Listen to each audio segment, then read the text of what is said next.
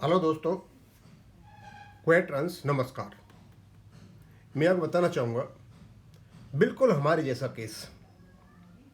और हमारे जैसा केस क्या, जहाँ भी एम्प्लॉयज हैं वहाँ उनका किस प्रकार एक्सप्लॉयटेशन होता है, रियलिटी में देखने वाली बात है। हम सभी को समग्र रूप से देखें तो हम इस बात पर सोचने में मजबूर हो जाते हैं कि क्या इस देश में कोई कॉन्स्टिट्यूशन है। कॉन्स्टिट्यूशन का रखवाला तो कोर्ट है ना, सुप्रीम कोर्ट है। प्रोटेक्टर ऑफ कॉन्स्टिट्यूशन कहा गया है, फंडामेंटल राइट का भी प्रोटेक्टर कहा गया है। यदि आप पेंशनर्स को उनका ड्यूज न दे करके ख़त्म कर दो तो कह सकता है कि कोई यहाँ आर्टिकल 14 है, आर्टिकल 21 है, आर्टिकल 300A है।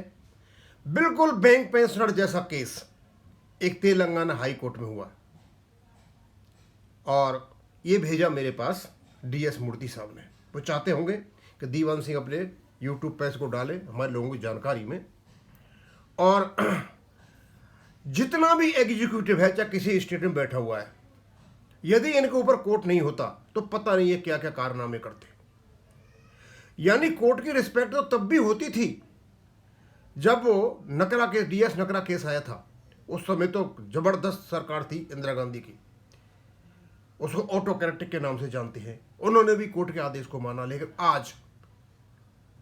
आज ये हाल है सभी स्टेट्स में, चाहे सरकार किसी की भी हो, कोर्ट के आदेशों की अवहेलना करना, पैसे नहीं देना, माई वेज हाईवे। सिमिलरली अब मैं पढ़ता हूँ तेलंगाना हाई कोर्ट में एक केस आया और इसमें कोर्ट ने कहा भैया 9 अप्रैल तक आपको जितने भी रिटायरमेंट के ड्यूज हैं गवर्नमेंट एम्प्लॉयज को, उनको पेमेंट कीजिए। The court also questioned repeated adjournment by the government, remarking on the human cost of delay। और ये रिपीटेड एडजमेंट जो गवर्नमेंट के होते हैं ना, जहाँ सुप्रीम कोर्ट में रोक लग गई है, एडवोकेट कमल पाटनी जी ने कहा कि स्टेट तक भी ये जाना चाहिए, जो आपके जो हाई कोर्ट से उनमें भी ये जाना चाहिए। मतलब वहाँ भी ये कहानी चल रही है, रिपीटेड हाई। और ये रिपीटेड एडजमेंट जो होते हैं ना, ये मानवीय मूल्यों पर होते हैं, मानवीय कीमत पर होते हैं। यानी लोगों को मार रहे हो तुम। भाई हमारे यहाँ 3 लाख मार लिए इन लोगों ने, कम से कम सब कुछ होने के बावजूद भी 3 लाख लोगों को ख़त्म कर लिया और अभी लटकाई है। अब मैं पढ़ के बता देता हूँ कि वहाँ क्या हुआ। और ये पब्लिश हुआ किसमें, द साउथ फर्स्ट तेलंगाना में। कब की न्यूज़ है ये न्यूज़ है 24 मार्च 1926 की, 12:50 में छपी थी। और अब मैं इसको पढ़ के बताता हूँ। इन स्टर्न डायरेक्टिव, सख्ती के साथ Telangana high court ordered the state government to clear all pending retirement benefits of government employees by 9 April 2026। Warning of strict action in case of non compliance. यदि आप नहीं मानोगे, नॉन कंप्लायंस रहोगे तो स्ट्रिक्ट एक्शन होगा। 9 तारीख तक सारा पेमेंट कर दो भाई। जस्टिस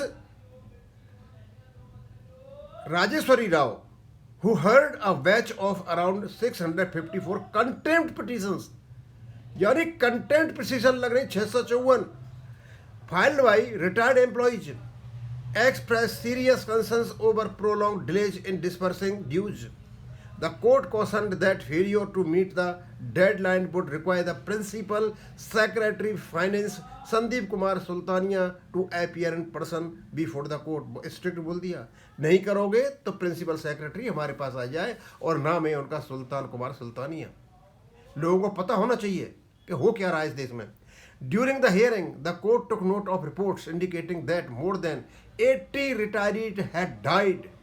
हमारे यहाँ तो 3 लाख खत्म हो गए, यहाँ 80 मर चुके हैं, without receiving their benefits, allegedly due to financial distress caused by the delays, observing that the payment constituted hard-earned money of employees and not government largesse। ये गवर्नमेंट की कोई बाउंटी नहीं है, लार्जेस्ट नहीं है कोई, ये दान नहीं दे रहे, ये गवर्नमेंट लोगों का कमाया हुआ पैसा है। Justice Rao directed the authorities to ensure immediate settlement. The court also questioned repeated adjournment sought by the government, remarking on the human cost of delay. The court made it clear that dispersal of retirement benefits is a mandatory obligation and rejected the government's request for an additional 30 days to complete the return. Benefits remain pending। अब बताते कौन कौन से benefits हैं जो pending पड़े हुए हैं। According to submission before the court, retirement dues including general provident fund, PF का पैसा पड़ा है, ग्रेचुटी का पड़ा हुआ है, कम्यूटेशन ऑफ पेंशन पड़ी हुई है, अर्नड लीव बेनिफिट पड़ा हुआ है, सरेंडर लीव पड़ी हुई है, group insurance remain pending for nearly 2600 retirees और आउट ऑफ अप्रोक्सीमेटली 3650 लोगों में से 2600 का मतलब वहाँ पर पड़ा हुआ है। ये बताता है यदि देश पेमेंट नहीं हो रहा तेलंगाना में किस प्रकार सरकार चल रही है, और शायद वह सरकार कांग्रेस की है। Have been issued, the government informed the court that 1056 cases have been settled so far। Governor ने बताया 1056 को किया जा चुका है। ये दुनिया भर में हल्ला मचाते हैं, राज्यसभा में हल्ला मचाते हैं, लोकसभा में हल्ला मचाते हैं, और इनकी ही सरकार है ये जो राहुल गांधी की सरकार, कांग्रेस की सरकार, सब जगह एक जैसा हल है। कहीं चले जाओ और इनसे गया बीता हल तो कहीं भी नहीं है। कर्नाटक में चले जाओ और या तेलंगाना में चले जाओ, ये कम से कम लोगों को पता तो चले। हमारे कई जो कमेंटेटर्स हैं वो ये कहते हैं साहब ये जो बैंक वाला मैटर है इसको आप राहुल गांधी को भेजो, उसको भेजो। क्यों भाई, क्या करोगे भेज करके? और मामले को खराब करा हुआ था, उन्हें पॉलिटिकली रोटी सेक लेंगे, नुकसान तो हमें ही होगा ना सोरा। तो इन चीज़ों की जरूरत नहीं है। The retirees had moved the court over the past 2 years after delays in payment of their terminal benefits with earlier directions going unimplemented, they initiated contempt proceeding under the court of. 2 साल से चला हुआ है, तो 2 साल से वहाँ कांग्रेस की सरकार है। The court had earlier issued form 1 notices to officials under the act including the finance secretary, but continued adjournments over the past 6 months prompted the latest order. The court said that retirees were only seeking their rightful dues and not any form of charity, and warned that continued non-compliance would invite stricter action. It also observed that the delay had caused severe hardships, forcing many retirees into debt and financial insecurity। मतलब लोगों को कर्ज में ढकेल दिया है और लोगों की मतलब आर्थिक असुरक्षा पैदा हुई है। दोस्तों, ये सब पढ़ने के बाद है तो ये तेलंगाना का, चाहे ये कहीं भी हो, वहाँ भी कर्मचारी हैं, बैंकों के भी कर्मचारी हैं, दूसरे स्टेट्स में भी कर्मचारी हैं। आखिरकार हो क्या गया इन स्टेट्स को? और ये तो खैरियत है कि कोर्ट का डंडा है, ये मतलब ये काबू में आ रहे हैं। अदरवाइज एक चीज़ नहीं हो तो ये तो मुझे ऐसा लगता है कि सबको छीन छान कर रख दें और यहाँ पर पाकिस्तान बना करके रख दें। ये जो भयावह पिक्चर जो कोर्ट ने डिपिक्ट किया है, और 2 साल से लोग पीछे पड़े हुए हैं, और 654 कंटेम्प्ट पिटीशंस, आप अंदाज लगा सकते हो एक ही कंटेम्प्ट पिटीशन काफी है, 654 कंटेम्प्ट पिटीशन, और उसका अब फैसला आया तो इस प्रकार से आया। अब ये क्योंकि हम तो आपको सूचना दे सकते हैं, आगे वो क्या करेंगे वो जाने, क्योंकि ये जो मानवीय त्रासदी है ना, दरअसल इस मानवीय त्रासदी को बढ़ा रखा है हमारी सरकारों ने, इनकी लापरवाही ने। ये तो संविधान को मान के ही नहीं चलते कुछ भी, ये मान चलते हैं my ways high way, might is right, यही लगभग यहाँ पे है। और वही हमारे बैंक पेंशनर्स के साथ में हो रहा है। सब कुछ होने के बावजूद